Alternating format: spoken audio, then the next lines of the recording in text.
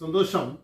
தினந்தோறும் அப்பா கடற்கரையில் உலா வருவதும் நடைப்பயணம் சொல்வதும் தினந்தோறும் பயிற்சியை எடுத்துக்கொண்டிருந்தார். ஒரு முறை அப்பாவிடம் பையன் கேட்கின்றார், அப்பா, தினந்தோறும் நீங்கள் கடற்கரையில் நடந்து கொண்டிருக்கிறீர்கள், நீங்கள் அதில் என்ன அனுபவிக்கிறீர்கள் என்று கேட்டார். உடனே அப்பா சொன்னார், என் உடலை பராமரிக்கக்கூடிய நடைப்பயணம் செய்து கொண்டிருக்கின்றேன், அருமையான இயற்கையான அற்புதமான காற்றை உள்வாங்கிக் கொண்டிருக்கிறேன் என்று சொன்னார்.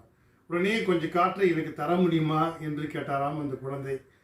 அதுக்கு அப்பா சொன்னார், காற்றை தர முடியாது, உணரதான் முடியும். வாழ்க்கையில் அதுபோல தான் நிறைய விஷயங்கள் நமக்கு வாய்ப்பாக காத்திருக்கின்றது, நீ அனுபவித்து உணர்ந்தால்தான் வெற்றி பெற முடியும் என்று ஒரு கதையை சொன்னார்.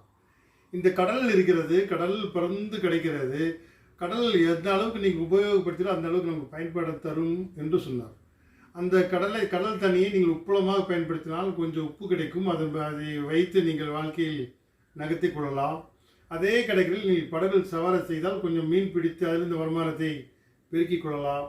அதே கடற்கரையில் ஆழ்ந்து நீந்தி நீச்சல் பழகி கொண்டால் ஆழ்கடலில் முத்து எடுத்தால், அந்த கடலில் இருந்து முத்து எடுத்தால் மிகப்பெரிய லாபத்தையும் நல்ல உயர்ந்த நிலைக்கும் வர முடியும் என்று சொன்னார். கடல் ஒன்றுதான், எல்லாமே பறந்து கிடைக்கின்றது, வாய்ப்புகளும் பறந்து கிடைக்கின்றன. எந்த அளவிற்கு நாம் பயன்படுத்த இருக்கின்றோமோ அது நமக்கு பயன்பாடு இருக்கும் என்று மகனுக்கு அறிவியல் சொன்னாராம். சில நேரங்களில் நம்மை சுற்றி நிறைவான விஷயங்கள் இருக்கின்றன, எப்படி பயன்படுத்தி வாழ்க்கையில் முன்னேறுவது என்பதுதான் முக்கியம். சந்தோஷம். வாழ்க வளம்.